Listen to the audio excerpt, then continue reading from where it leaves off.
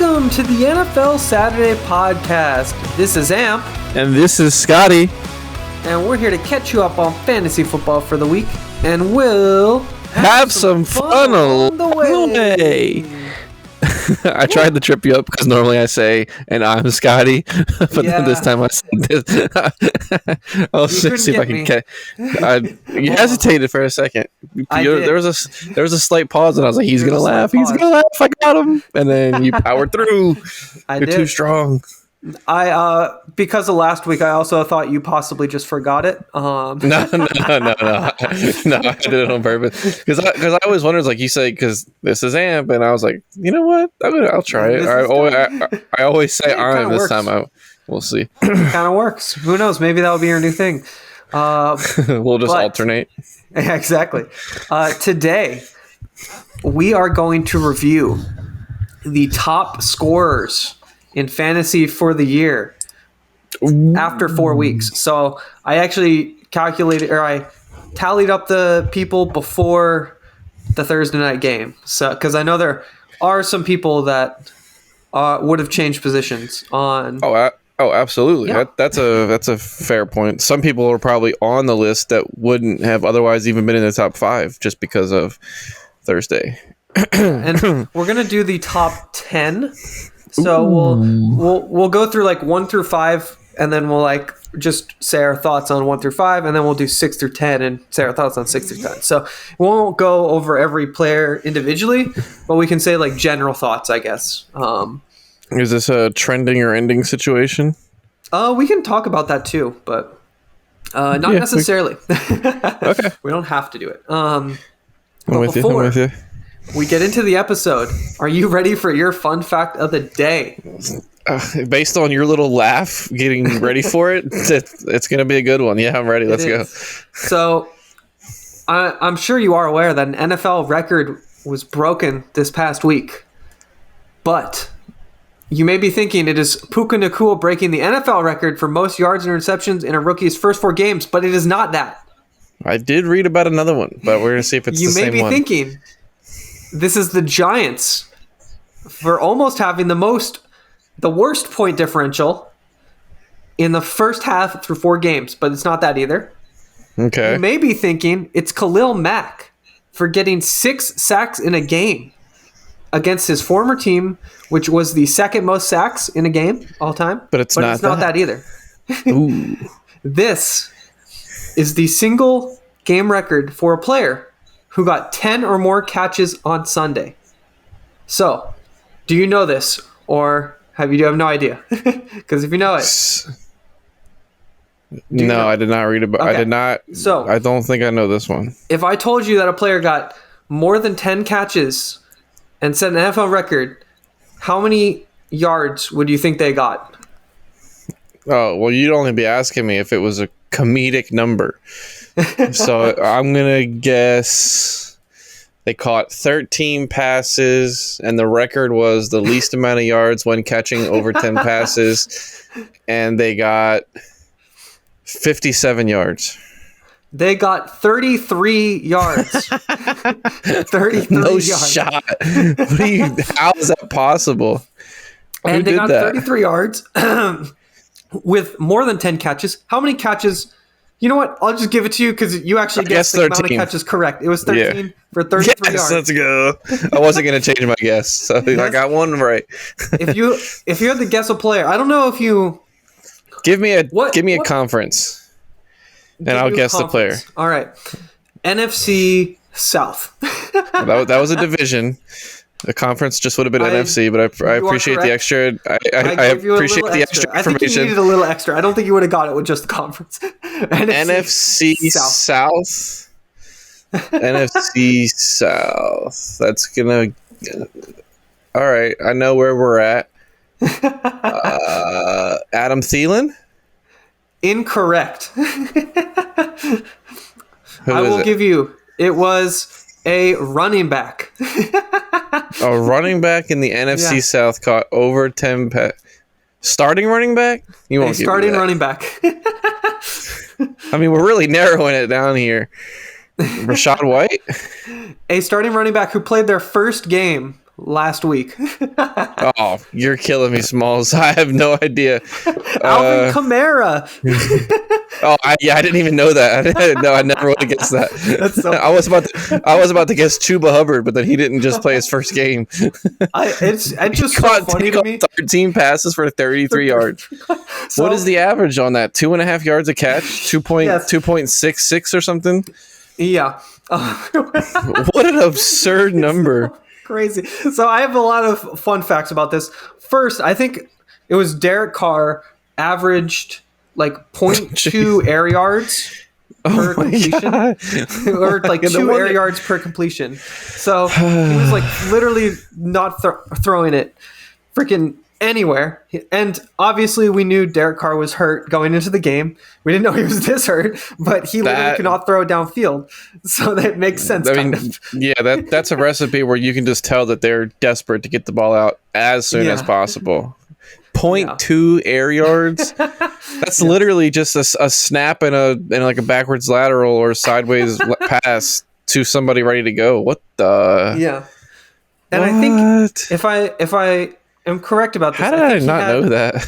10 point, or he had 20 points or like 21 points in PPR. Which so in non PPR he had, but the rushing. Points. So that means he only had 40. That means he only had like 40 yards rushing, right? Something like that. I think it was like 50 maybe, but I don't 100% know that because if he had 13 catches for 33, that's 16.6. Yeah. If he had 20, that doesn't leave a lot of. I think he had 21 points. But yeah, so we're talking like 45, 50 yards. That is embarrassing. I'm just gonna be honest. Yes, very, very embarrassing. I'm more embarrassed for Derek Carr, but if he was hurt, it's forgivable. But that stat line is just hilarious to look at. If I told you my fantasy player got 13 catches, you're sitting there thinking like damn, what did he get, like 40 points? Oh yeah, you must be thinking he had the game of his life. And so just so you are there's. So I said the record for 10 or more catches, and he had 13. So he had 13 catches, but he set the record for 10 catches or more because the previous record for 10 catches was 34 yards, so one more yard. And it was by Jamel White in 2002, who was on the Browns. And it's funny because he was also playing against the Buccaneers. So they my played God. against the same team, which I thought is funny. I think I would like to go back and look at a play chart and see if he had any catches that were for negative yards. Oh, he had a ton. I saw one where he lost like 7 yards on a play. So he definitely was had going a couple. he was trying to get that record, bro. Yeah, he was. I think he was. I think he saw the record and was trying to get it. And just so you are aware, the previous low for 13 catches in a game was 71 yards. So he beat it by almost 40 yards. He cut it in half, essentially. He did. He overcut it in half. That is, and it was wild. It was by James Wilder in 1985. I've never even heard that name. Funny, James Wilder was on the Buccaneers. Oh, that's wild that those three stat lines all include the Buccaneers in some way. Yeah, and I don't know if I clarified this earlier for listeners, but Alvin Kamara was playing against the Buccaneers. I don't know if I clarified that, but I think by the end it was made made apparent. Yeah, that's fair. But isn't that crazy? That is crazy. I heard about it, and then I was like, I have to do more research. So I looked up all the stats about it. My quick maths was 2.6 yards per catch. It was 2.54. So that was close. That's even worse. A staggeringly embarrassing number. So bad. I mean, yeah, he couldn't throw it downfield. So, very embarrassing, but hilarious. And I've never seen a difference that drastic between PPR and regular scoring. I've never seen that ever. So, a bad game and then an excellent game in PPR. Yeah, because in non-PPR it goes from 21 to 8. Yeah, that's a ridiculous number. That's proof right there why PPR is the king. Oh yeah, definitely. I know some people like half PPR better, but we always talk. PPR is just more fun. It's more I would fun. be so mad though if I was playing against Alvin Kamara and he's doing nothing and he gets 21 points. If I told you the guy had 80 total scrimmage yards and he got 21 points with no touchdowns, you're pissed. Yeah. You're fuming. Even if you win, it's just like you don't even like that it was close. Yeah, you would be so mad. Well, I guess we can get into the episode. So, are you ready for your Mr. Unlimited moment of the week? I'm always ready to hear who did something stupid throughout the week. Well, so in a similar theme, we had a lot of fun facts last week about records that were close to being broken or broken, but I have a lot of moments in this. So I could have given this to Matt Collins for not high-fiving Desmond Ridder, and it looked intentional. It was very funny.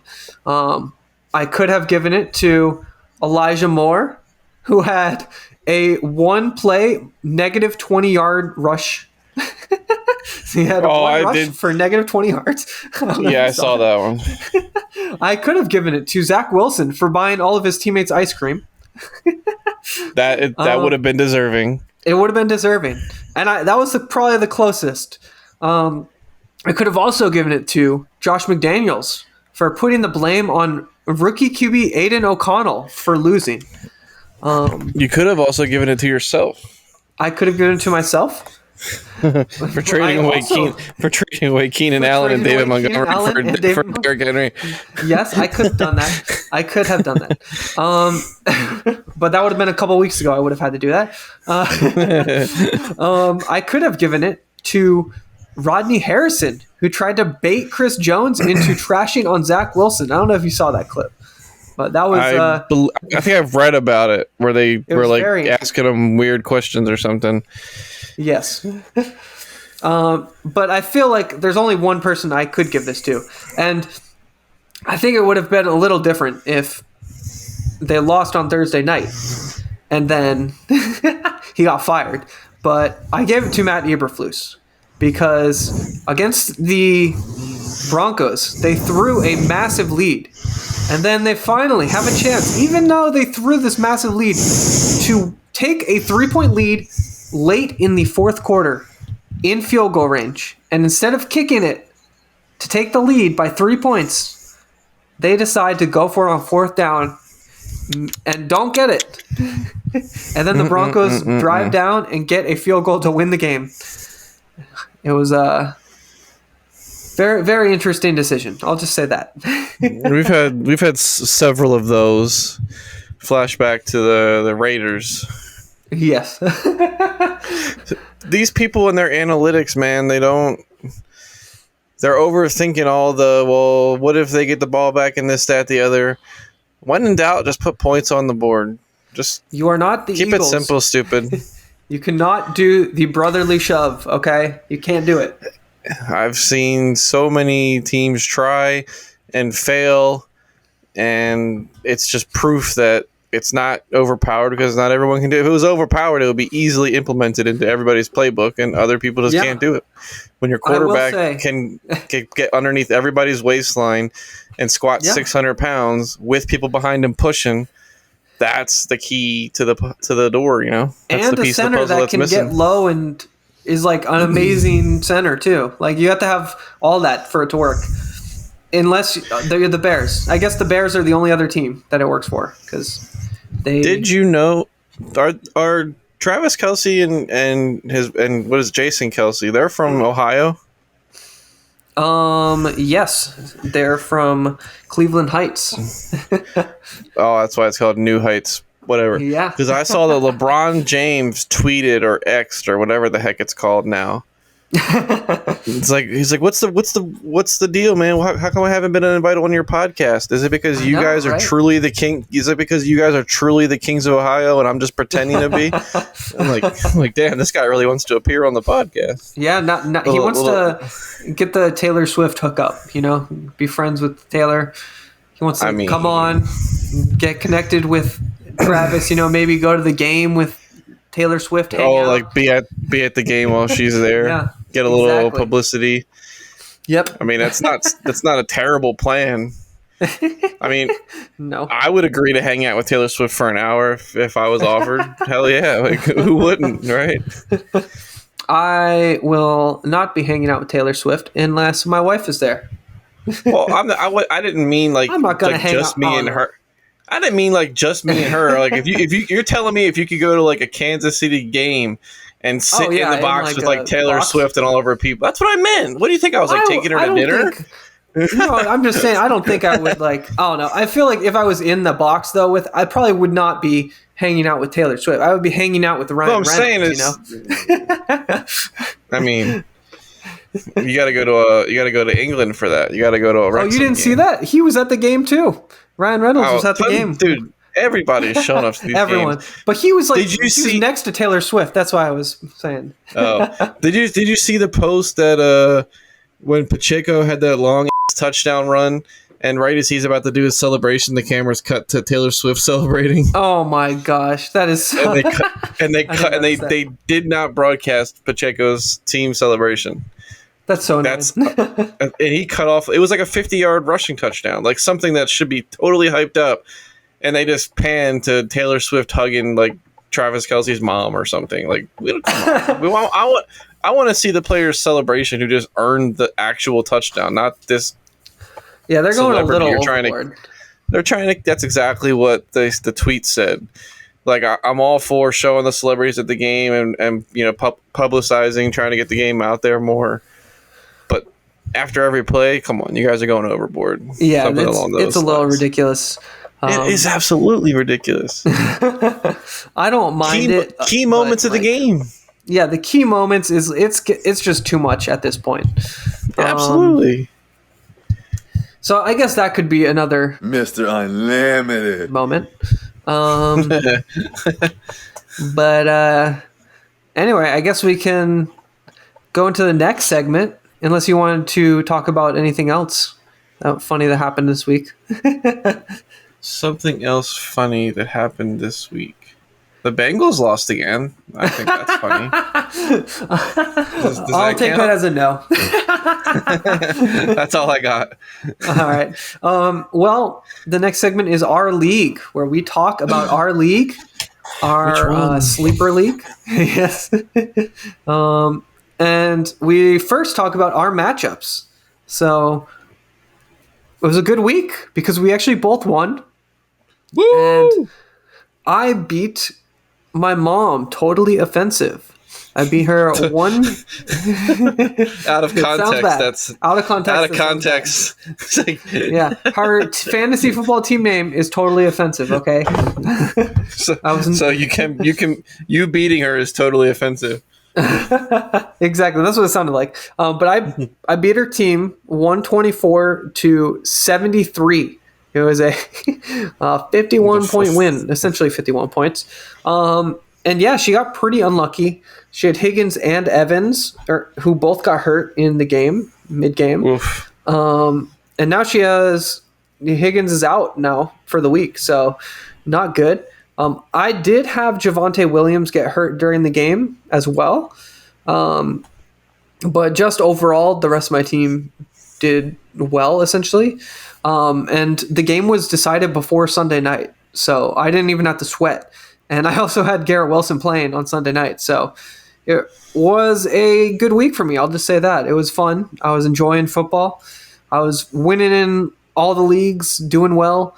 And then I look over and Scotty is having an intense game versus Brave Soul. Because you beat Brave Soul 130-126. It was a very close game. Super close. Yes. And you had AJ Brown and Devon Achan, who carried you to victory again. That's 2 weeks in a row, really. Hey, listen. It is what it is. It is what it is. And it looked like it was going to be a blowout going into Sunday night because you both had one player left. And you had Kelsey, but he had Isaiah Pacheco. Who just blew the hell up.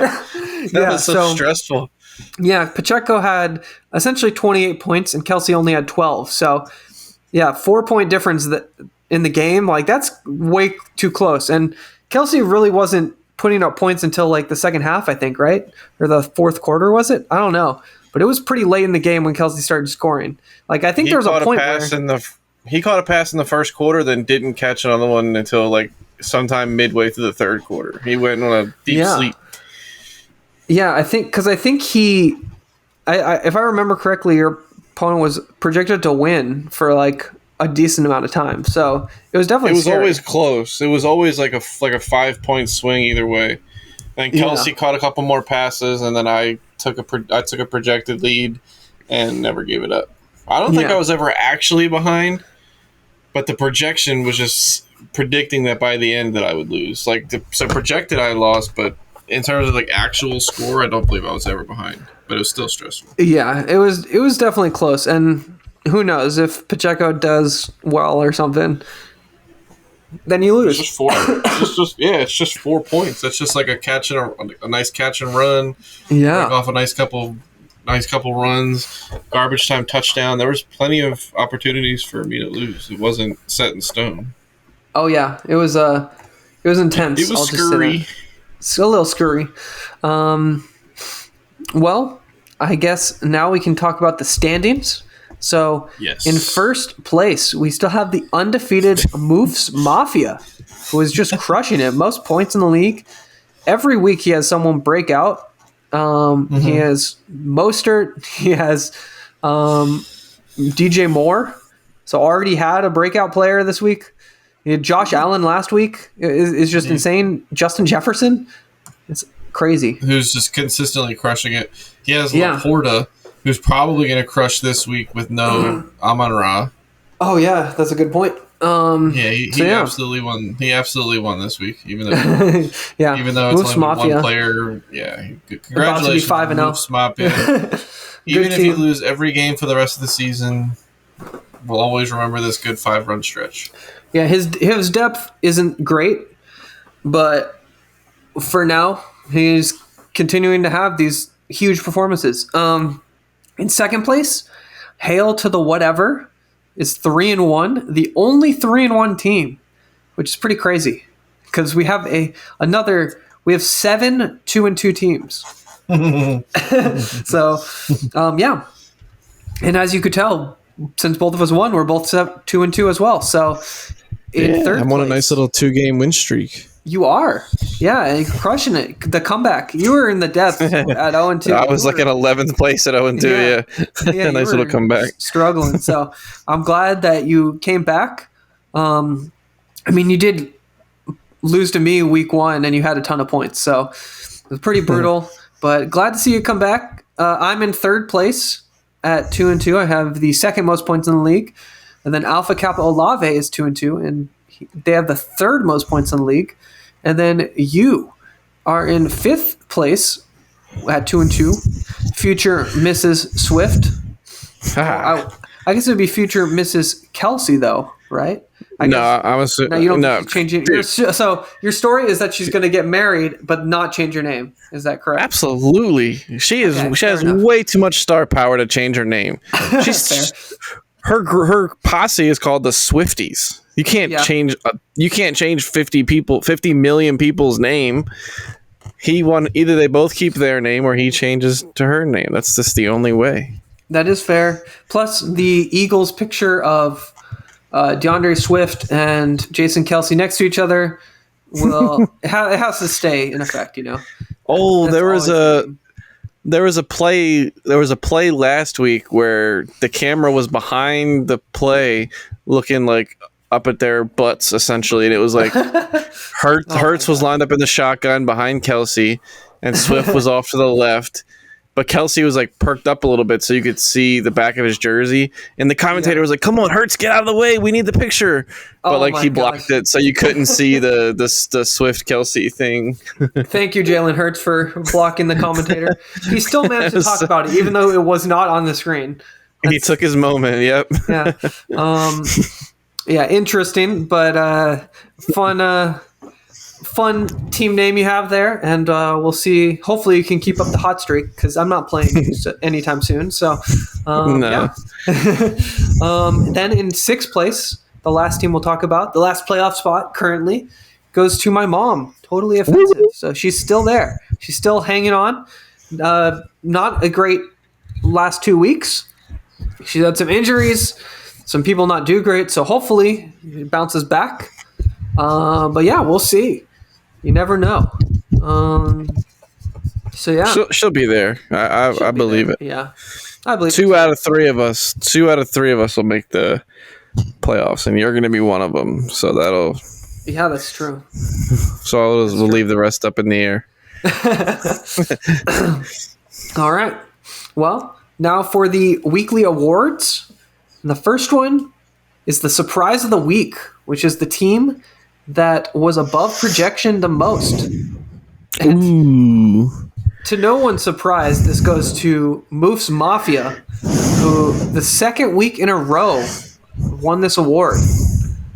Because they Dude's scored, insane. Yeah, it's insane. They're on a heater, and they scored the most points in the league again with 137.8 points, which was 26.4 above projection. They just beat me. Yeah, I was 26.1 above projection. Good job, Mafia. But they had Josh Allen, Justin Jefferson, DJ Moore, and those were the real big contributors. I mean, besides that, they didn't have anyone amazing, but I mean, those three seem to be on a hot streak recently. So yeah, great week. Yeah. I'm going to blame my dirty glasses for my bad math. I was only 16 points above projection. I did some super bad math there. That's really funny. It's really small font on the screen. I thought it said 103. My projection was 113. I see. That is still funny though. But yep. the team, the next award is the team that let their owner down the most. So this is the team that performed the worst below projection. And this week, it was totally offensive. My mom scored the lowest points in the league with 73.3 points, which was 35.2 points below projection. Oof. It was, I mean, Higgins, Pittman, and Evans were the real ones, but overall, it was just that everyone did below projection except Anthony Richardson, which is pretty crazy. She had her QB get 30 points and only scored another 43 points with the rest of her team. I mean, that's damn near her. And you know what? Her next best performing player was her other QB on the bench. Yes, exactly. Yeah. Pretty brutal. I'll just say that. 100%. That's bad. It's very unlucky. Yeah. But what can you do? I mean, it was a pretty big margin between her and me, so she would have needed a couple things to go right. So it's one of those things where you're like, I just had a bad week. Like I didn't really have a chance, Like it's worse if it's a close game and you lose. I feel like you'll say I wasn't gonna win anyway. I'm glad it happened this week. Yeah. I'm glad I saved my high scoring points for next week. That's what I always say. Correct. And the next award goes to the closest match, which goes to future Mrs. Swift, which is you who beat Brave Soul. And you beat 130.34 to 126.6. We already talked about this. Hell yeah. Yeah. Essentially it came down to you had Pacheco, or he had Pacheco, you had Kelsey, and Pacheco almost came back, but it wasn't enough. There you go. He tried his damnedest.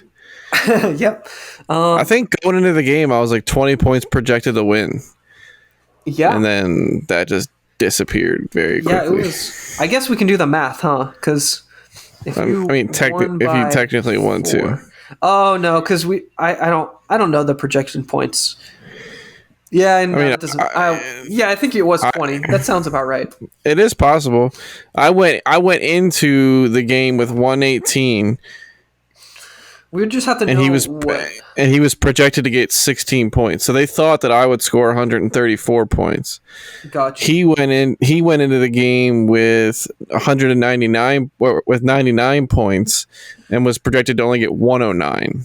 So yeah, I was projected to win by like 25 points. I think I have a better way of doing this. Kelsey I just did it. scored 4 below projection.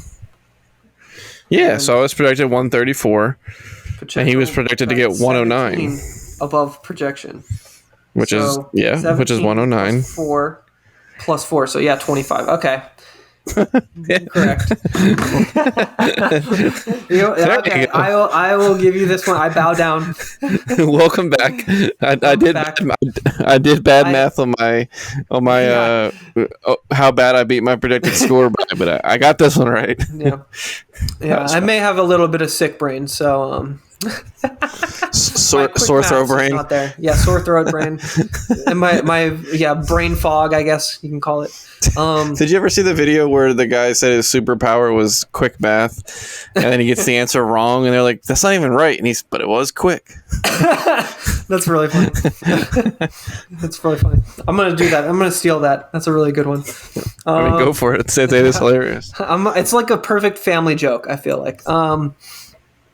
But anyway, the last award goes to the biggest blowout, which goes to yours truly, because I beat Totally Offensive 124 to 73, and we already talked about this again. We had no player. Totally Offensive had no players Sunday or Monday. Sunday or Monday night. You did have players on Sunday. And with injuries to Evans and Higgins, the game was over very early. Like, it was like 98% chance to win at like 11:30. It was like ridiculous. So like halftime. Yeah, I was predicted to beat her by 50 at like halftime. The funny thing here is if you just used your 3 top players and everyone else got 0, you still won. That is really funny. I didn't even notice that. You have, with Godwin, Williams, and Hurts, you have 79 points, maybe a round up to 80. So you still would have won. That's brutal.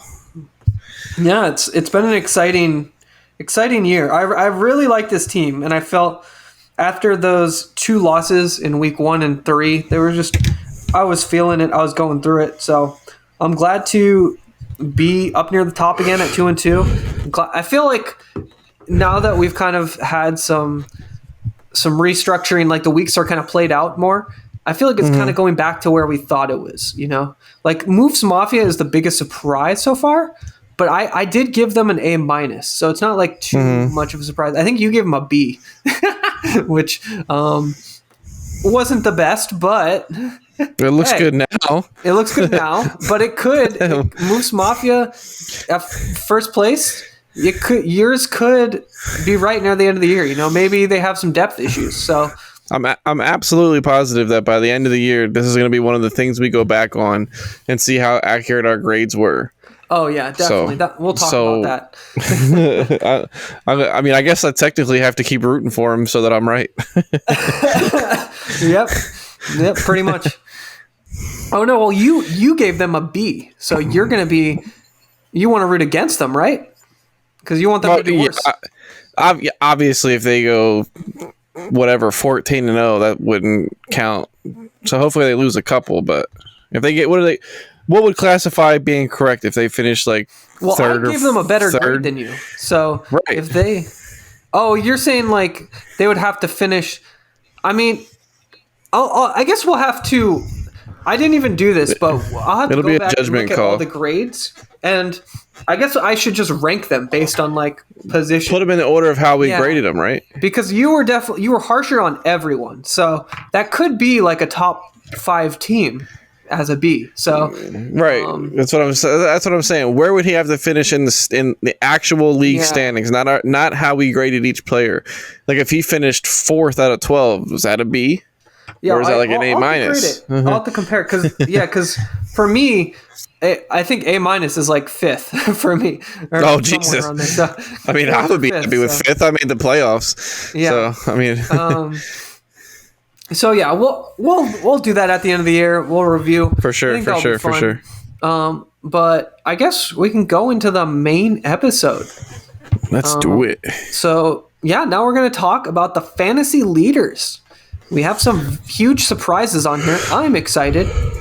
So I guess let's start with the QBs. So I guess the way we probably can do this, because there are like 40 people we're going to be going over. I didn't want to go over kicker or defense because they're so random this early. And as a kicker and defense denier, I want to take them out of leagues. So I feel like if I talk about them less, then maybe we'll get them out of leagues, you know? So we'll manifest it. Yeah, we'll manifest it. So what I'm thinking is we go over like 1 through 5, and then we just kind of talk about any surprises, if we think people are going to continue, and then we'll go 6 through 10. So at QB, the 1 through 5, so Justin Herbert is number 1 with 99.7 points. Josh Allen is number 2 with 97.5 points. Kirk Cousins is number 3 with 93.3 points. Lamar Jackson is number 4 with 89.8 points. And then Jordan Love is number 5 with 88.2 points. So, thoughts on those 5? I'm surprised about Justin Herbert at 1, like just right out of the gate.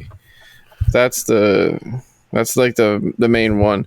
But Keenan Allen stepped up in a way that I wasn't expecting. So as long as they stay healthy, but they just lost Williams, so I assume that'll take a dip. I mean, he did not do good last week. I'm surprised he's still number 1, to be honest. He had a bad week last week. I mean, there's not a lot of people out there getting like really good weeks anyway as of right now. So, and scoring wise, this is 4-point passing touchdown. This is all with our sleeper scoring standings. But yeah, Justin Herbert, Josh Allen, Kirk Cousins, Lamar Jackson, and Jordan Love. I'm not super surprised about Justin Herbert. I thought he was going to do good this year. I didn't think he'd be the best through 4 weeks. I thought there was a chance, though. I did, I picked Justin Herbert up a ton in best ball because I had a ton of faith in him. I thought he was going to return to a top 5 quarterback, and I thought he had the potential to be a top 3 quarterback. So I'm not shocked. And because their schedule was easy, I'm I think he'll be a top 5 quarterback. I don't think he'll be number 1. But especially with Mike Williams going down. But yeah, I think he'll stay up there. And obviously Josh Allen as well. I think he'll be at this rate. He probably will be the number 1 quarterback. He's just already there with how well he's doing, and then Herbert losing his second guy. Kirk Cousins is liable to also pass Herbert with the Jefferson and Addison hookup. I actually personally think that Kirk Cousins he's 3rd, but I think he's going to fall a little bit. I think he'll end up in the top 10, but I don't think he'll end up in the top 5. Okay. Because I think Lamar is going to pass him. I think we have a couple people down a little lower that might pass it. Well, that should pass him. So I think Kirk Cousins is going to fall a little. But I think Lamar Jackson's going to stay about here in 4th. Maybe go a little higher, maybe stay the same, maybe go a little lower. But I think he'll be a top 5. And then Jordan Love, I definitely think will fall a little bit.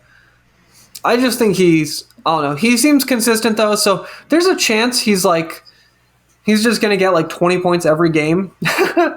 And consistently get that much, but never have any great weeks. So right, he's not individually winning you any games. Yeah, he might not ever have one of those 35, 40 point weeks that really made the difference for you. Yeah, exactly. But he's been solid. And a top 10 QB is going to be great if he can stay in the top 10. That would be great for the year, you know. I don't think he'd be upset about it. Top 10 QB, his first crack at it. Yeah. You're not upset about that. Definitely not. Yeah. But those are my thoughts. Do you have any other thoughts on those top 5? I disagree with you about Lamar. That you think he might move up the list. I think he falls closer to 10 than 5. Oh wow! Okay. Jalen Hurts is down there, who obviously is going to improve as the season goes on. So will Tua. So will Patrick. I will improve as the season goes on. I have hope. Okay. They're so much fun. They have so much fun. They're so much fun to watch. As long as they're not playing the Ravens, I can root for them. I don't care. They're fun. They're fun to watch. I would hope to see the machine keep, firing on all cylinders. CJ Stroud probably stays outside of the top 10. I just saw his name on the list and it popped into my. I know he's not. Let me do the 6 through 10 then, because I guess we can talk about them. And 6th is Jalen Hurts with 87.8. 7th, Tua with 87.7, so right next to each other. Patrick Mahomes with 86.6. Mahomes boy. Russell Wilson with 85.6 points in 9th. And then CJ Stroud in 10th place with 80.6. So, you said you don't think CJ Stroud will stay in top 10. You think Hurts and probably Mahomes and Tua. You think they'll all hop above? They'll Jackson? move up. Russell Wilson probably also falls out of the top 10. I'd like to see somebody like Brock Purdy or Baker Mayfield or Jared Goff, who are kind of floating around that area. Yeah, jump up a little bit. CJ Stroud, I think he is just on the start of a lifetime, and Texans in typical Texans fashion either will be too predictable and teams will start to figure out a way to stop them, or some other malfunction. I don't think that what their offense is currently doing will keep up. Okay. I'm a pessimist in that regard. I actually disagree. I think Tua is not going to continue throughout the whole season. I think they are going to get a little bit figured out. I think they'll still be solid, but I don't think he'll be a elite quarterback. I don't think he'll improve. I think he could stay around 7, but I think he's going to get jumped by Mahomes. And honestly, I could see Stroud staying in there. And I know Fields is probably going to jump Tua and this next week just because of how crazy Fields did on Thursday. But I think Stroud has a chance to be a top 10 quarterback. I don't think it will be like next week. Oh my gosh, I'm dying over here. Take some water. I don't think Stroud will be an every week start, but I think he'll be solid. He looks really, really good on film. He looks amazing. He looks like the best quarterback in the draft class as a thrower. I think Anthony Richardson is a better overall QB just because he has the rushing upside and stuff and that extra element. But Stroud looks like the best passer. And I talked about this. I don't know. Did I talk about this on the podcast last week or just text you that I think Stroud tanked in that Wonderlic test or whatever? Oh, yeah. So he could get drafted by the Texans. That's my theory, and I'm sticking to it. So you're saying he didn't want to be a Panther, basically? Yeah, I don't think he wanted to be a Panther. And, I think the Texans realized his talent. He looked really good in college, so I'm not surprised. I think he's really, really good and just a good player. So, that's my thoughts. I don't really have anything else to say about quarterbacks. I think there's so many quarterbacks that you can play. This kind of just goes into the theory of you don't need to draft a QB early. And I definitely I don't know. I wanted Jalen Hurts. I thought the value was good because he was going in the second round. But I definitely did not need to draft Jalen Hurts in the third round. So, I don't know. I normally never draft QBs early. but I don't know. I don't know if I regret it or not. I'm not sure yet. We'll see. Let's put it this way. You could have not drafted a quarterback at all and picked up Russell Wilson off the waiver wire. I mean, their difference is only 2 points. Yeah, exactly. So put that into a little bit of perspective for you. Yeah, that's essentially how it feels because, I don't really know what to think because I'm not a huge early QB drafter. I mean, in our other league, the 2 QB league, my number 1 quarterback is Matthew Stafford, and my number 2 quarterback is Sam Howell. So I really skipped drafting quarterbacks, and it seems now that it's working, now that my team is kind of figuring itself out. But in general, I don't usually draft QBs early. So, and I think that's kind of the thing. I think my Jordan 2 QBs are my 2 QBs over there are even worse than yours. I went like super late and got Richardson, Mayfield, and Kenny Pickett. Like I completely go by the whole you don't need a quarterback right away philosophy. Yeah, and you definitely stole Richardson from me. I'm still mad about that. I mean, I was desperate at that point. I think it was like round 10 or something. I didn't even have one yet or whatever it was. I guess that is something to think about when we're talking about like Stroud and Wilson. I think Fields and Richardson are going to pass them. So, like, yes, they're technically top 10, but I think Richardson over the long run, if he stays healthy, will pass them. So,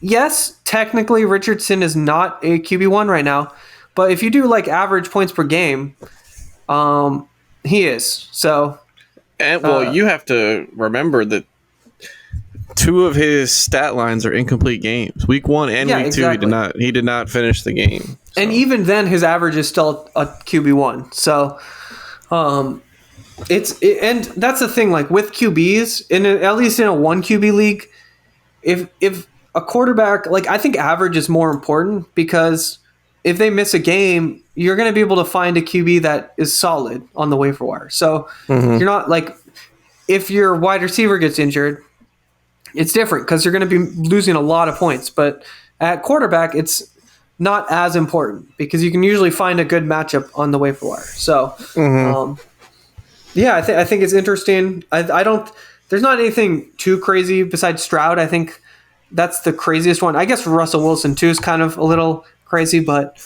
I mean, based on how we talk about him, yeah. But we have a whole segment based on how.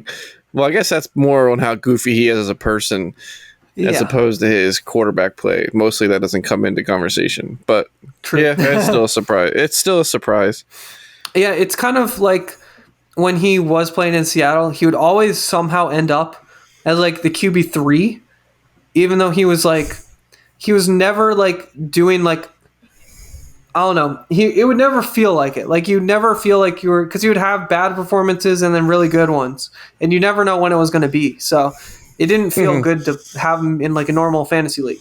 Right, I got what you're saying. Yeah, and then I guess Jordan Love was the other one that's kind of surprising, but overall, pretty standard QB. It's not like there's any huge breakout either. I know Justin Herbert's been doing amazing, but I think he's still pretty close. Like someone's going to pass him, and then he could pass them again, but it's going to be close all year. So yeah, that's the QBs. Anything else you want to say before we move on to running backs? Sam Howell will not finish in the top 15 quarterbacks. I think that's a very safe. He probably will not play the whole year, so we'll see. We'll see, but that breakout player did not pay off. I'll just say I was wrong. I don't even know if he was in my breakout players, but Justin Herbert was in my breakout players. That's right, he was one of my breakouts, so I'm happy about that. So far, I'll call it a victory. Yeah.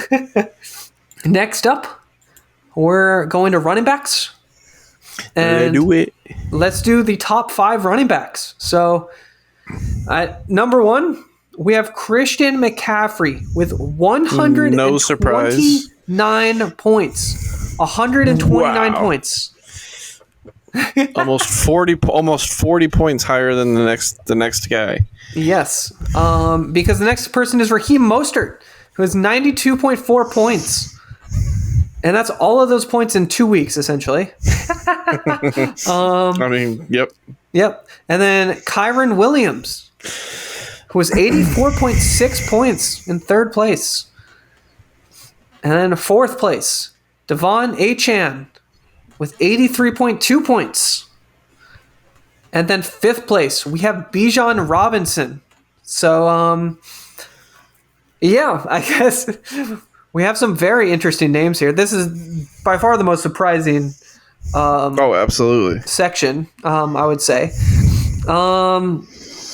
So yeah, I mean, obviously Christian McCaffrey is the biggest name. That it's not surprising that he's number one, but it's like by how much he's number one, you know. Agreed. I mean, he's averaging 32 points a game, so that's crazy. I mean, it's absolutely. He's averaging right now. He's averaging over 100 yards a game as well, Yeah, that's insane. and almost 2 touchdowns per game. Yeah. I mean, if you have McCaffrey, I'm surprised if you're not 4-0, which the person in our league is not 4-0 with McCaffrey. So that's a little surprising, but Where do they fall? I actually don't know. Who does have McCaffrey in our league? Is that Hail to the whatever? Looking. There's got to be Hail to the whatever. I don't know. Let's find this out. No, it's not. Who has McCaffrey? I can't. Is it Alpha Kappa Olave? It is. Okay. It is Alpha Kappa. Okay. Well, he's in fourth place, Yeah, he has the third most points. So currently being dragged down by Olave and yeah. Damian Pierce. It would appear. But I mean, yeah, he's just doing insane. And then we have the double Dolphins in here, and that's literally just because of the 50-point week. So that's essentially it. They wouldn't be in here if it wasn't for that. So they'd be like 9th or around there. I mean, A-Chain's only really played 2 full weeks, so that's insane. So A-Chan, safe to say we'll both be predicting them to not finish in the top 5 on the season. Yes, I would say that as well. And I would I was say feeling the same. Kyron Williams, who I picked up week 1 before everyone knew how to use Fab. So lucky me. But Kyron Williams at number 3 running back, he is getting all the work, but I don't think he's doing great. Like he looks solid, but it's more just he's getting everything. Like I don't know if you'd realize this, but he was returning kicks as well as getting all the workload. It was like insane. He would like return the kick and then go in on the offense and get every like down. He would be playing everything. So I mean, you should have 84 points in 4 weeks if you literally touch the ball 75% of plays. yeah. So that's valid. He's getting touchdowns. So I think that's going to fall back to normal possibly. I mean, there's a chance he gets like a Todd Gurley year and he just gets like 20 touchdowns or something.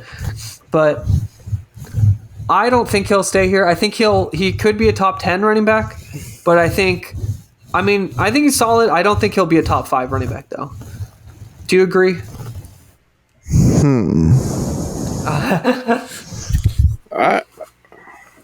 he's impressed me. I mean, Yeah.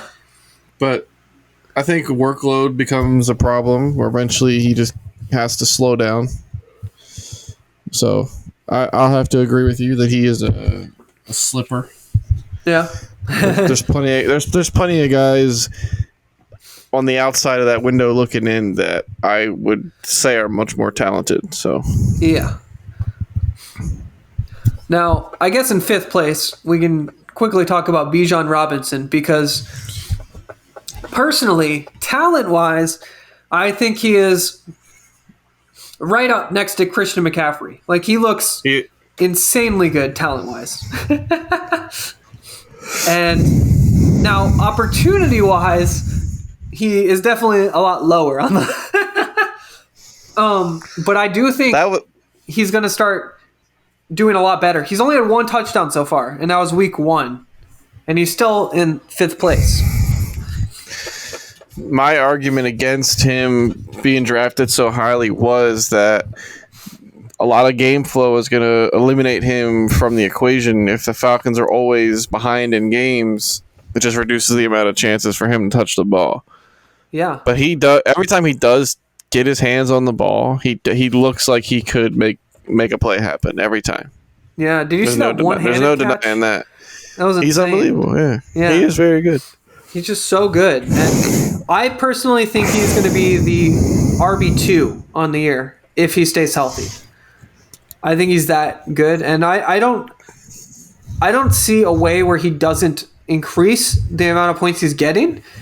And we already talked about the 3 people above him, like that we think they're going to not be scoring consistently or be correct up there. So I personally think Bijan Robinson will be number 2 running back on the year, and I'm excited if I have him. I don't have him in any redraft leagues. I do have him in 2 best ball leagues, but that's about it. So you raised a question. Yeah. In my mind, if Bijan Robinson was on the 49ers and McCaffrey was not. Yes. If they switched I think places, he would be number 1. I don't think he'd have 129, but I think he'd have over 100. Like I think he'd be right there. Okay. Like the work. I think that's a fair point. It's like the like I think he is the 2nd best running back in the league already, which is insane, like talent wise. But it's just like the Niners offense is like the dream scenario. Like it's just crazy. Always ahead, always just pounding the ball, running the clock. Yeah. Completely agree. Now the 6th through 10th running backs. So in 6th place, we have Kenneth Walker with 73.6 points. 7th place, Tony Pollard with 69.2 points. 8th place, DeAndre Swift with 67.1 points. 9th place, David Montgomery with 62.9 points. And 10th place is Brian Robinson, 62.6 points. And just a reminder, this is full PPR. And we do have bonuses for when you get 100 yards. So it's like DraftKings scoring if you do play DraftKings. But yeah, Kenneth Walker, Tony Pollard, DeAndre Swift, David Montgomery, and Brian Robinson. So any standouts to you on this list? Because I have some thoughts. I think David Montgomery falls as they grow more confident with Gibbs. Obviously, there's a switch, and eventually they're going to flip it where they go from Montgomery getting more carries and then Gibbs just kind of popping in from time to time. Those roles are going to be reversed. It's inevitable. We're just waiting for the shoe to drop. Tony Pollard, as the Cowboys get more comfortable and have leads in football games, and he can touch the ball a little bit more, I think he jumps up the list. Okay. Kenneth Walker is another person I imagine just keeps slowly creeping up the list, replacing those people up top that we said shouldn't be there. And maybe Derrick Henry. Maybe Derrick Henry turns it around. Maybe the Titans turn it around and he jumps into the top 10. He needs to pass David Montgomery or I'm going to lose my mind. I mean, we talked about it. David Montgomery has to slow down. I personally think Kenneth Walker, I think he'll be solid, but I do think Charbonnet is going to start taking over some more carries. Ooh. So I actually think he'll fall slightly. I don't think the issue is the people above Walker are probably going to fall as well. So not all the people above him, but like A-Chain, Mostert, and Williams. I think Walker could go above them. But yeah, I do agree Pollard. I think he's going to climb.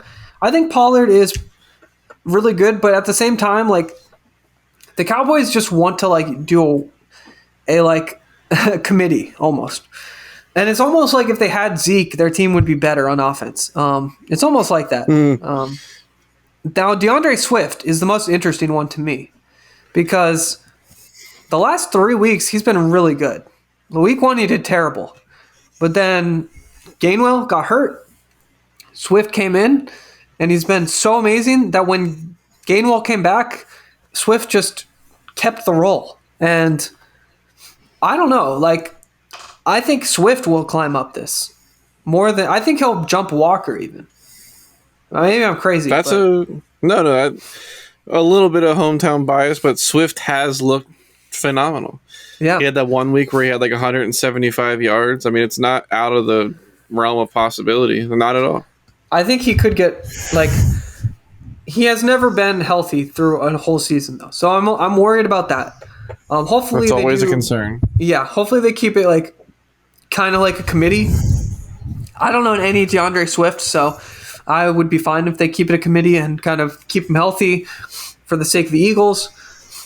You mentioned Montgomery is going to fall. I think he will fall, but I think this next week he's going to do amazing because Gibbs and Amon-Ra are doubtful. So, what else are they going to do this week? Correct.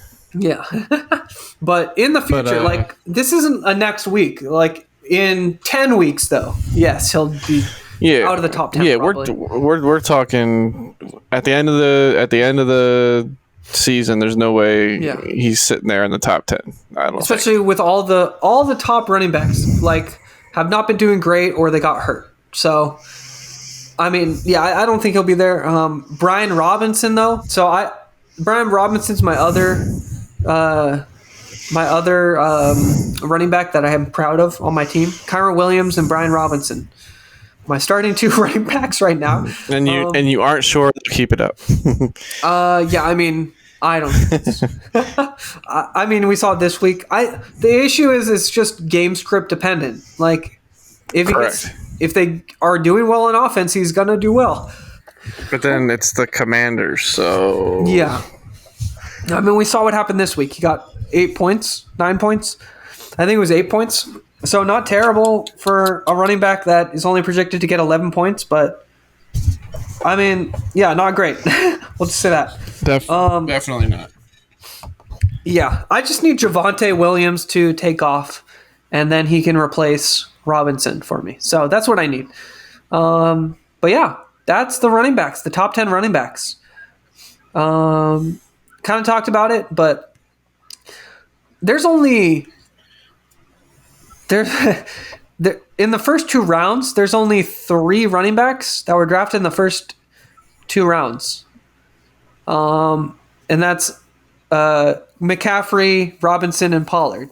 So all of the other running backs are not doing good. Obviously, Barkley hurt. Then we have Austin Eckler hurt. We have who else? Jonathan Taylor obviously was out. Now he's back, so we'll see. Jacobs hasn't been doing good, but not great. I guess I don't think Walker was I don't think Walker was, but pretty rough start to the year for running backs. I'll just say that. Besides absolutely. but didn't Jonathan Taylor just finally agreed like a 3-year deal? So he's finally going to get cooking. He did. I guess we should have mentioned that in notes or something, but we're gonna see. We'll see what kind of impact that has. How he's able to, change the game after missing a month. We'll see what happens. Yeah, I'm very curious how that's going to affect everything. And all the Zach Moss owners are in shambles. They don't. All the Anthony Richardson owners are happy. If Taylor plays well, that should open up everything a little bit. Yeah, we always talk about that. Vulture touchdowns away from Anthony Richardson. No, anything within like 5 yards, you can just tell that they have no interest in giving anyone else the ball. We'll see. Now that they have JT, you never know. If it ain't broke, don't fix it. That's what I always say. I guess we can move on to wide receivers now. Let's rock and roll. So, top 5 wide receivers. Justin Jefferson, number 1, with 112.3 points. Hell yeah. Yeah. Keenan Allen at number 2 with 106 points.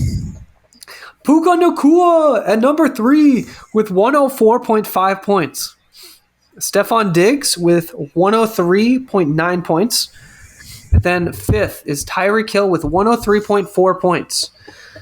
Wow. What a top 5. I mean, Allen you wouldn't expect there, but yeah, besides Allen and Puka, top 3, you kind of expect Jefferson, Diggs, and Hill. That's pretty consistent with what you'd expect.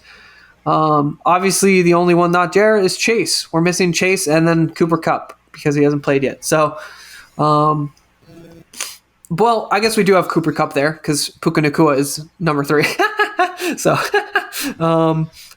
yeah, Cooper Kupp at number 3, and we'll just call him Cooper Kupp Jr. Puka na Cooper Cup. Puka na Cooper Kupp.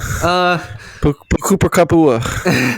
I mean, that is still my most proud draft pick I've ever made was Puka Nakua in the last round of our very deep league, and I'm living it up. I'm living the dream. Obviously, I also had Keenan Allen on that team, and I traded him away. So, not fun. I'm very sad. I'm still very sad just thinking about it now. I don't want to think about it. So let's move on.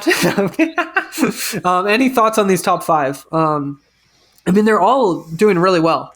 Obviously, Tyreek Hill has had those huge games, but then has had a couple not duds. Amazing games. Yeah, I guess last week was the real only dub, but still it's 103 points. I mean, there was only one running back above 100 points, and there's 5 wide receivers above 100 points. So, pretty crazy.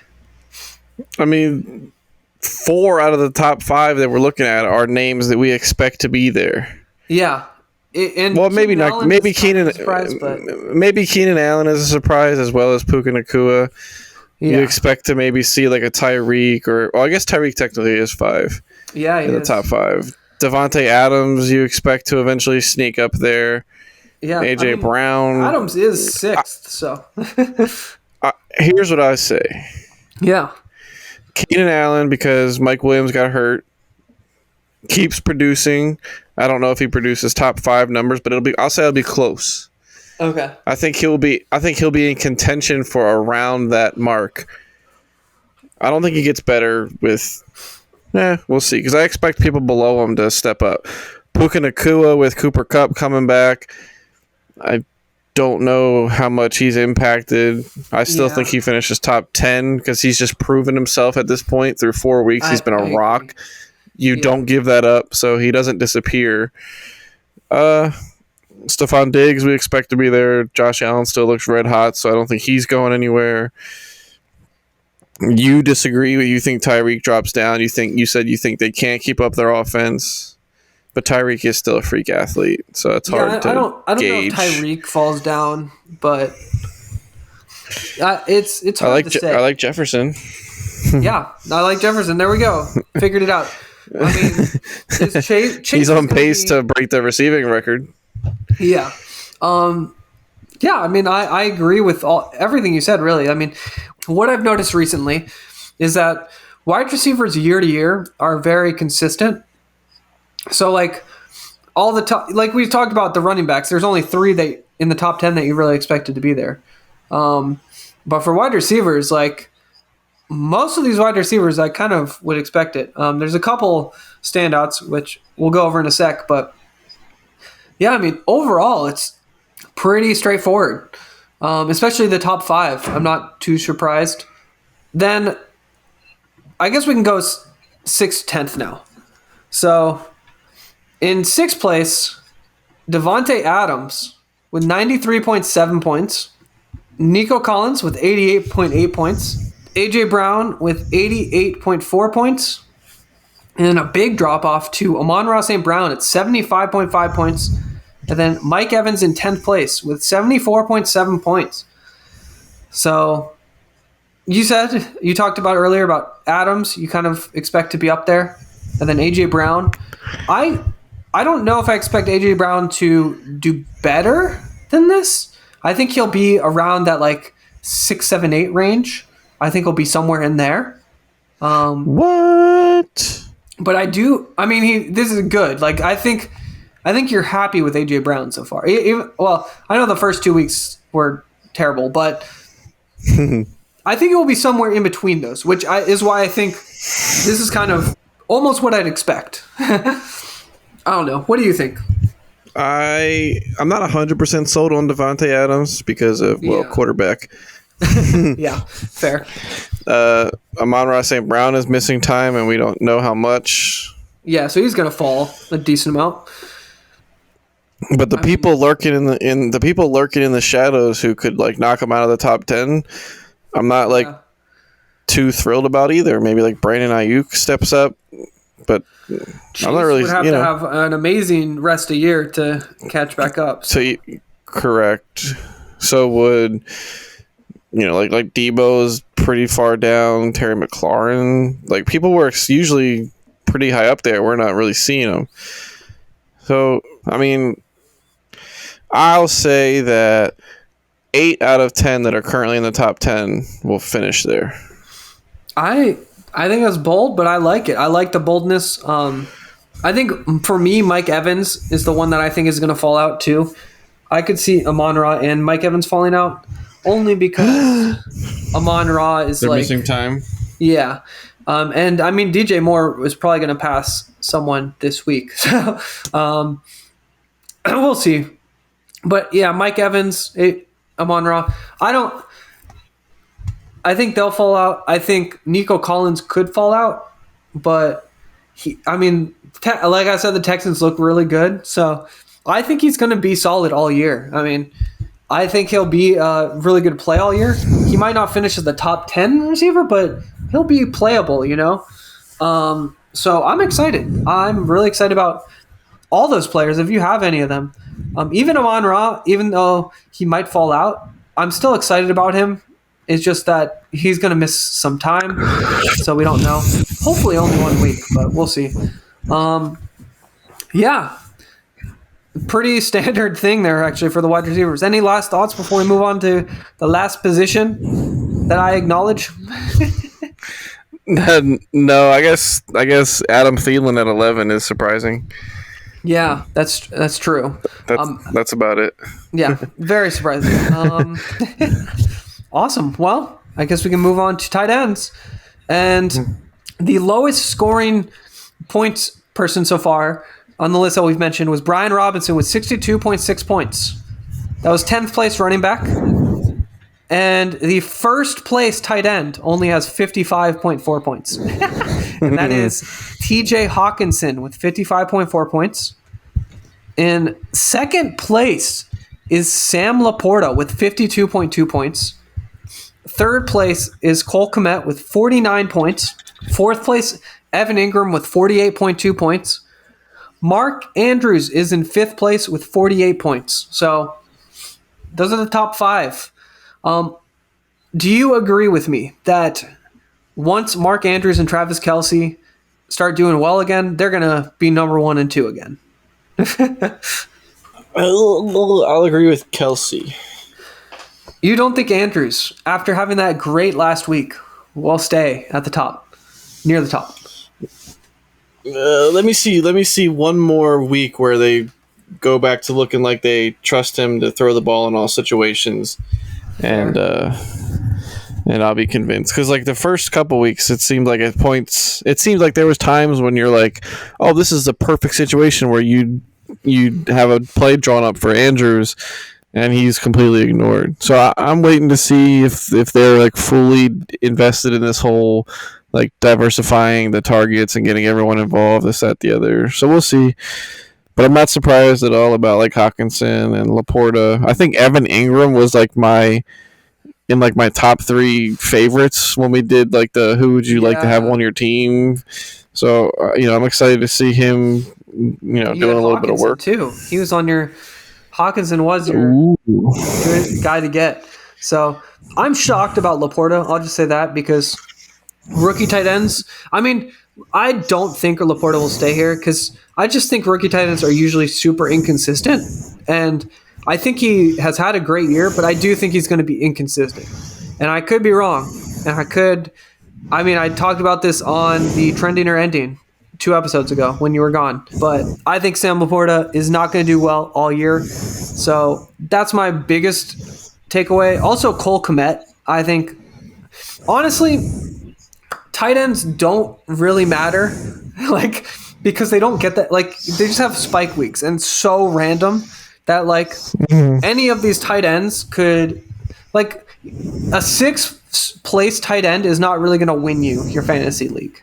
It's only really the 1st and 2nd place tight end at the end of the year that could win you your fantasy league. So you just need solid starts and to get lucky with your tight end points during the playoffs. But in general, like, I mean, Hawkinson looks like he has the spike week potential, but he's only 3 points above Laporta and he's only 7 points above Mark Andrews. I mean, it's super close for sure.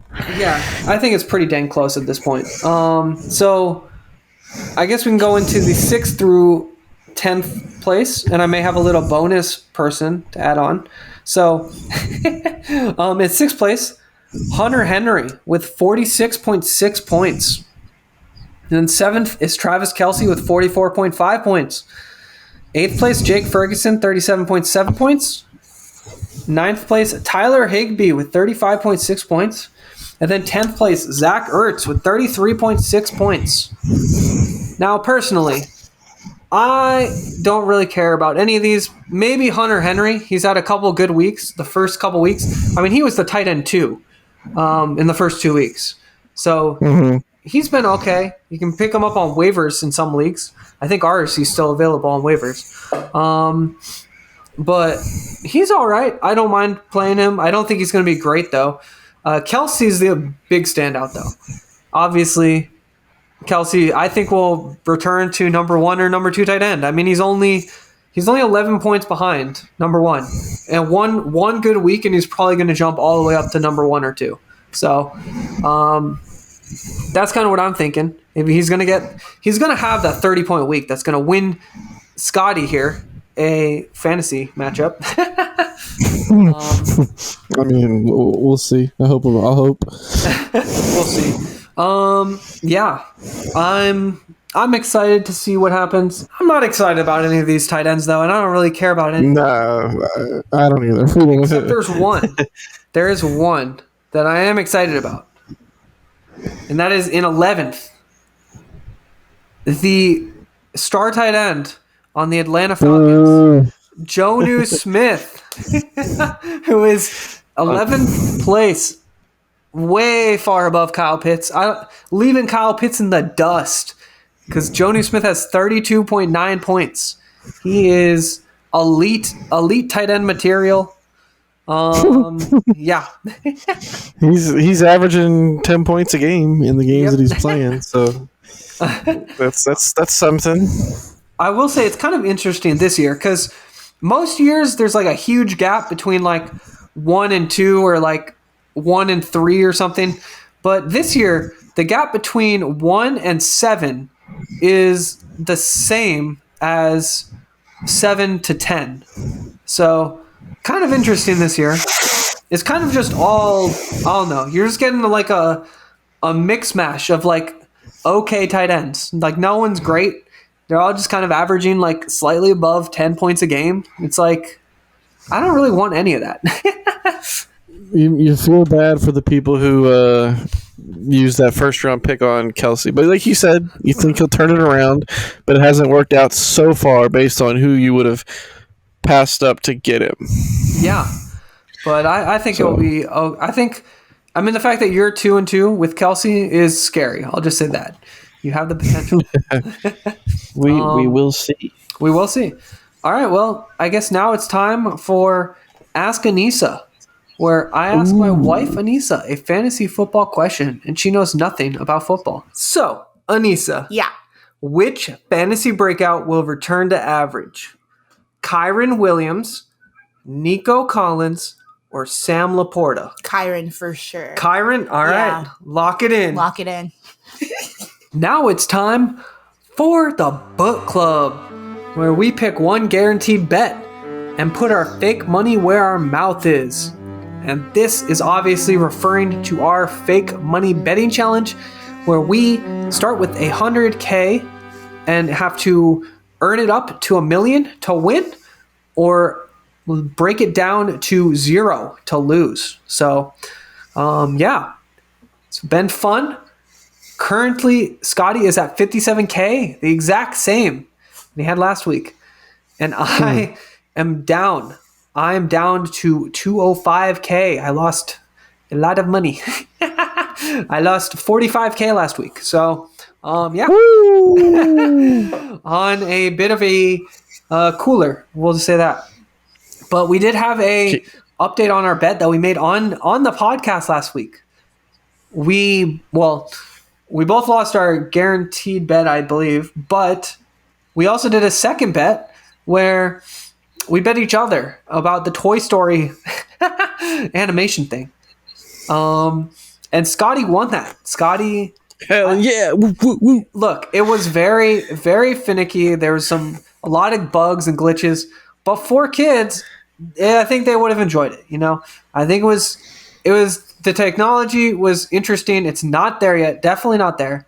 Pretty janky, but it was not what I expected. I thought it was going to be worse. Some of the stuff pretty janky, but in general, I think they just had trackers on all the players and they tracked them around the field or something. So yeah, it was kind of like that. I'm not sure how. I don't think there was a huge delay. I could not tell, but I don't think there was a delay on it. So not sure. But anyway, are you ready to get into your guaranteed bet? Do you have one for me? Let's do it. Do you want to go first? Go first? Oh, I can go first if you want. I think we can go at the same time because it's the same bet. It is? You think it's the same bet? All right. I have a feeling. All right. So our 10K bet is on. Is that the Jaguars money line? Stephon Diggs will score a touchdown. Yes, I'm a crazy man. I'm a crazy man. I bet on the Jaguars money line. Wait, that's a 10K bet, correct? A 10K bet on the Jaguars money line at plus 200. So if they thank you for letting me catch up. If they win the game, I profit 20,000. Now, see my thinking.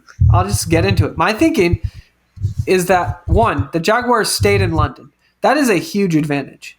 And Pat McAfee has talked about traveling to overseas and traveling to London. There's a lot of intangible stuff that I don't think the Bills are going to be fully prepared for.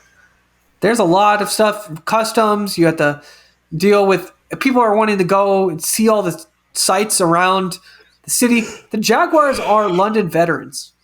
They're bored. They are just going to be practicing. They want to go home, so they're going to be freaking ready to go, ready to win, and just pack their bags and leave after they win the game. They're prepared. This is their home stadium, their future home, London. Oh no! Please don't be. Please. The London Jaguars. It is funny that it's technically a Bills home game. I think that's the funniest thing. They got screwed. I'll just say that. But yeah, any thoughts? Any thoughts on this? You don't have a totally crazy train of thought. Your logic isn't totally wrong. Yeah. That being said, I believe a disoriented, jet-lagged, crazy distance traveled Bills still beats the Jags. A well-rested Jaguars. Yes. Fair. Trevor Lawrence has looked bad. I will admit we're gonna see. But I will not be watching the game live. I will wake up to I won't even have to sweat this one. I will wake up to the result. So happy with that. I work at noon, which usually means I'm out of the house by 10:30 with my drive, just anticipating potential traffic. So I'm sure I will be up and have it on while I'm getting ready, and then either watch / listen on the way to work. Yeah. So we'll see. Awesome. And you have the Diggs touchdown, which I think is a good bet. What are the odds on that? That's got to be. It was 10K to win 7.1. It was minus okay. minus 141, I believe. Oh, wow. Yeah, minus 141. Yeah, I almost went with James. I almost went with James Cook because his was like minus 103. But okay. that's for a 10K bet. I wasn't willing to risk it. Yeah. I do think he could score a touchdown, but I wouldn't put 20% of my balance on it. Basically, Fair. Yeah. If I have a little more leniency to with these guarantees. yeah, you're throwing 10K on the Jags, and my odds were much more generous, and I still won't touch it. I'm throwing 5% of my balance compared to 20%. So fair. But I do like your bet. I think it's a solid bet. And I've been sick, so I have not looked at all of the touchdown scoring lines yet. So I may have missed that one, but I think that's a pretty good odds, and especially a guaranteed bet. You just want to win 7K. Diggs has been on fire, so I think it's a great bet. And yeah, I like it. I guess. I hope so. I know. I want this to be competitive, even though I'm starting to hope that you do lose it because I am going quicker and quicker to zero. But we can now talk about the matchups. Our favorite matchups for the week. I have 4, so I guess I can go first unless you want to. But I already have. Probably have similar ones, so you can go first. My first one is Indianapolis versus Tennessee. I am excited for this because, one, I really want to see the Colts. I want to see their offense with JT back. I'm assuming he plays this week. I guess we don't 100% know, but all the signs, he signed a contract. He's practicing full.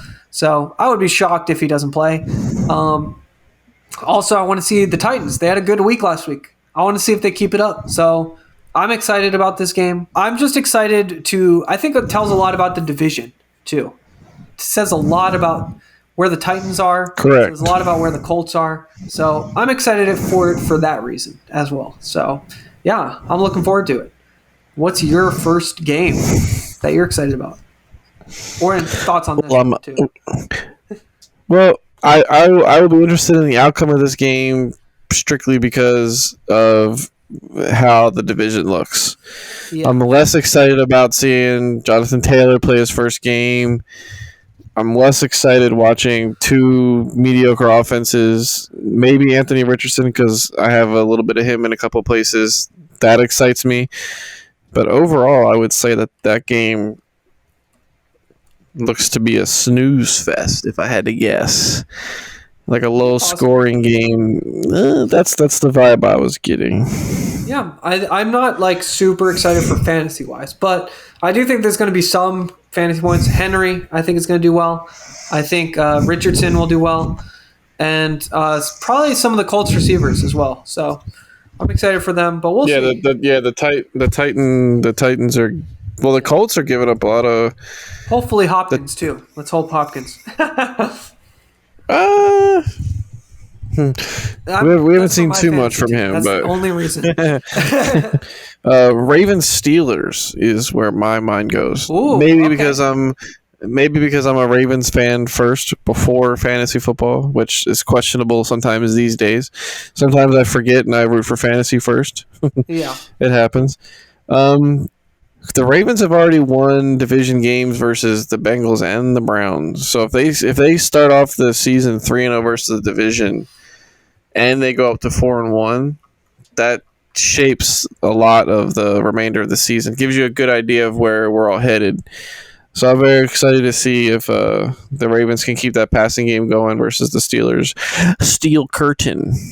Yeah, I mean, I am excited for this because I do think the Ravens will win. I know I said otherwise with my free bet, but the only reason I did that was because a podcast I listened to, they do an almost upset of the week like every week, and it's funny how accurate they are. Like I think 2 weeks ago they predicted the Texans to win.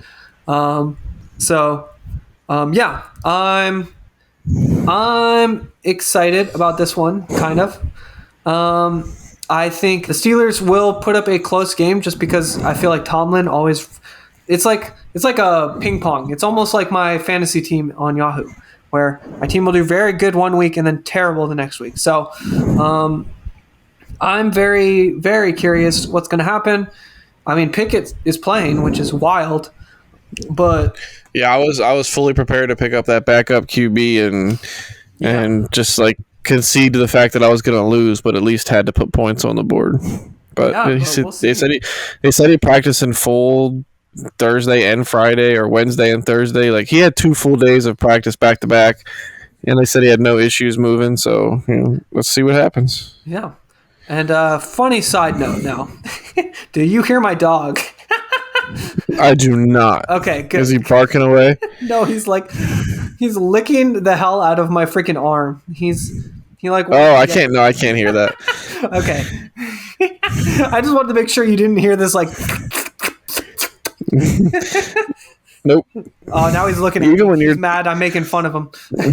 even when you're talking and you're activating the mic, I can't hear that's it. Funny. Okay. Well, I guess I can go into my second matchup, which there was no other matchup. It was going to be Philadelphia versus the LA Rams. I am so excited for this game for obviously personal reasons, but also for fantasy. Oh my gosh, I think this is going to be a barn burner. I mean, the Eagles give up so many passing yards, and the receivers and quarterbacks kill them for fantasy. So I think Stafford is going to have a great game. I think Puka and now Cooper Kupp is back. So I think they're both going to have a great game. I'm really excited for them. And on the Eagles side, I mean, I'm just excited that I think their offense is going to do good. I think they're going to put up a lot of points. I'm worried as an Eagles fan about this game. This is a hard game. Like, the Rams are not easy. The one thing, if you are like starting Rams players, I will say there is a chance. I mean, the Rams played the Bengals. That was the Bengals' only win, Rams' only loss, and it was because they sacked Matthew Stafford a ton. And the Eagles have a great defensive line. So I'm a little worried if you're a Rams fan or if you're starting Rams players that there is a chance the Eagles blow them out and just get like 10 sacks. But I think it's more likely. I think it's more likely that it's going to be a high-scoring game. So I'm excited. I don't know. What do you think? I am. I won't use the word excited. I'll use the word intrigued. Because how in the hell are they going to? If Cooper Kupp is ready to go, like the Cooper Kupp that we know, yeah, and Puka Nacua, how do they stop it? Just you can actually answer that. It's not rhetorical. You can. What do they do? What do they do? So it truly it has to be a shootout. It's the only way the Eagles win. They have to be willing to go out there and take those risks and make those big plays and leave it all out there. It should absolutely, as you said, be a wild game. Yeah, you literally Puka can't stop it. So it was such a good pun. I had to say it twice. And I guess we could go into your second matchup. What is your second matchup that you're excited about? That was it. Okay. So what is your next matchup? You have a third one. For different reasons than you normally would say you're excited for a game, I want to watch the Denver Broncos host the New York Jets. Nice. I want to see Wilson finish the first half 2 out of 16 with 17 yards passing and get benched, and we never have to watch him play again. He's not going to do that. That's what I want. That is why I will watch that game, even though the Broncos defense is and it won't happen.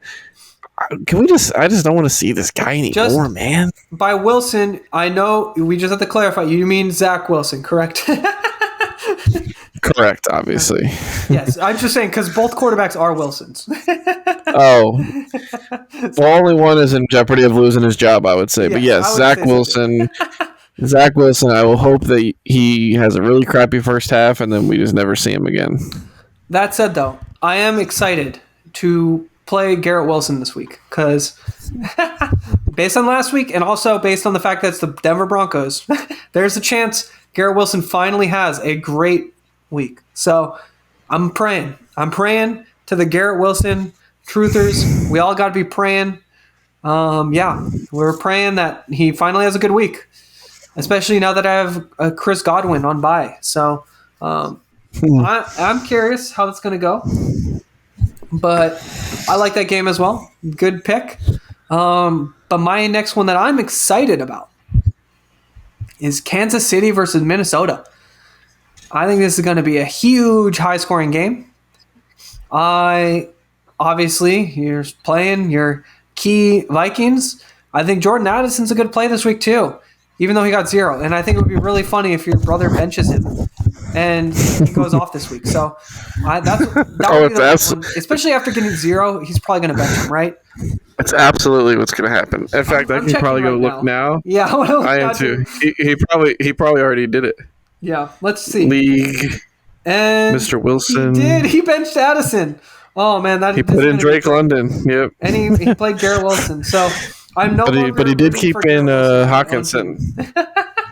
No, stop it. No, I'm kidding. I don't believe. I was gonna say I don't believe you for a second. Yeah, but I think it will be really funny if Jordan Addison does amazing because he has not played Jordan Addison every week until last week where he played him and he got 0 points. And now he benched him again. Hilarious. Yeah. So funny. But yeah, I'm excited for that game. I mean, even Madison you can probably start now. I mean, he had his okay week last week. He had a solid week. And then obviously Jefferson, Cousins you're playing. Now for Kansas City side, I'm not starting any receiver, which sucks. But I'm starting Pacheco. I'm starting Mahomes and I'm starting Kelsey. And that's probably it. I don't think I'm starting anyone else. I mean, you definitely can't start like your Sky Moores or your Kadarius Tonys. Yeah, that's just not happening. So no, you're valid. Pacheco and Kelsey and Mahomes are probably the only people you're really throwing out there. No, that's fair. Yeah. Awesome. And then, do you have any other matchups you're excited about? I was almost sure you were going to say one. I am curious about if the Cardinals can beat the Bengals, how they're playing currently. That wasn't the one I expected, but I am very excited to see that. I don't know if there's any like major fantasy implications in that game. Yeah. I just actually think that the Bengals have been playing so bad that it's possible. Got you, yeah. I'm surprised you're not saying one though.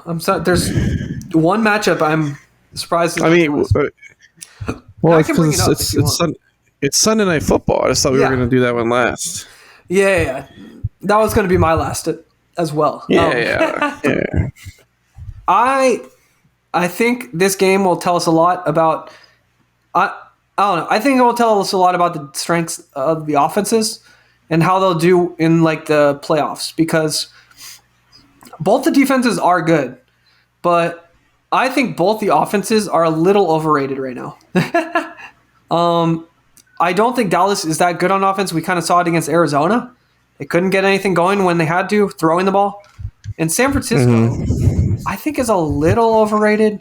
I think Purdy specifically is overrated. I don't think McCaffrey's overrated, but I think if Dallas can hold them, then yeah, I'll feel better. Like if it's a low scoring game, I'll feel like okay, I was right about these offenses. But if San Francisco puts up 40 points on Dallas, like I'll be like, okay, I was wrong. San Francisco is probably the number one team in the NFL right now. Like I'll admit it. I think I texted you about that midweek. Yeah. Giants, Rams, Cardinals, and who else did they beat? Like Steelers?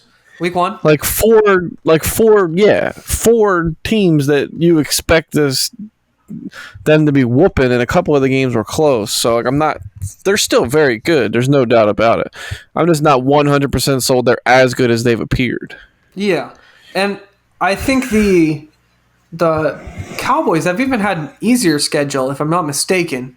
The Giants lost to the Cardinals, And then who else did they play? Commanders, is that right? Or I don't even know who they play. The Giants.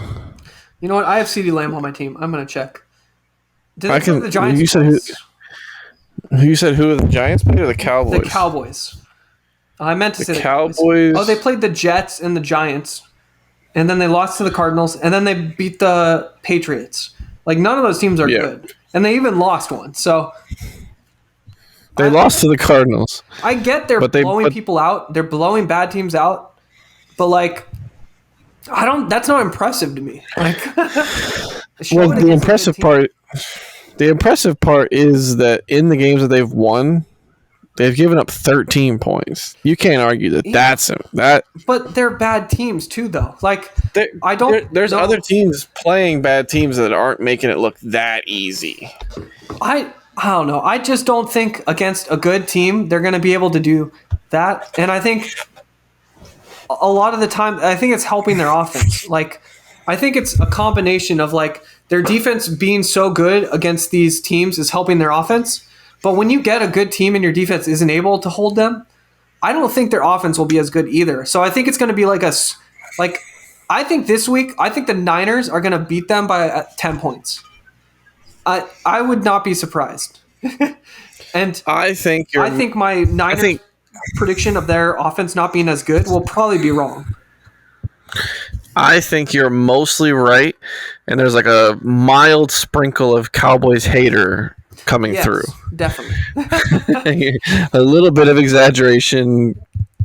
The Cowboys they had one bad week where they potentially did the thing you're never supposed to do, which is look past an opponent, not plan for it, which is obviously what they did. Like planning ahead to the next couple weeks, probably even looking all the way ahead to this game that's coming up tomorrow. I think they're better than you're giving them credit for, but they still probably lose by the 10 points that you're guessing. I'll say. Okay, that's fair, but we'll see. I don't know. I might bet on that game, and I might move the line all the way because I'm a Cowboys hater. Like San Francisco minus like whatever it'll let you have. I might do that. Oh God, you could probably get it all the way up. You could probably get it all the way up to like minus 14. We'll see. I'm gonna try it. But yeah. Anyway, that's all the matchups. Is there any other game or any other thing you wanted to talk about before we end the episode? Yes. Oh, okay. I would like the record to show that you did just say that you're gonna tease the 49ers to the max and bet 10K on it, which is minus 16.5 at plus 425. Yeah, you said it live 10K on the air, brother. Are you gonna back down? But I will probably do 5K. you can move it all the way to 16.5, dude. I might do that. That's a ridiculous number. Please don't do that. I'm your opponent, and I'm telling you, don't do that. I might do it. We'll see. We'll see. You want to waste? Don't do it. Don't do it. Just do your 10 like you just said. Do your 10. Or I guess 10.5 technically, or 9.5. But don't do the 16.5. That's a lot of points in an NFL game. And okay, Cowboys I'll do 10.5. I'll do 10.5. Cowboys defense is still pretty solid. It's still plus 225. So I'll do 10.5.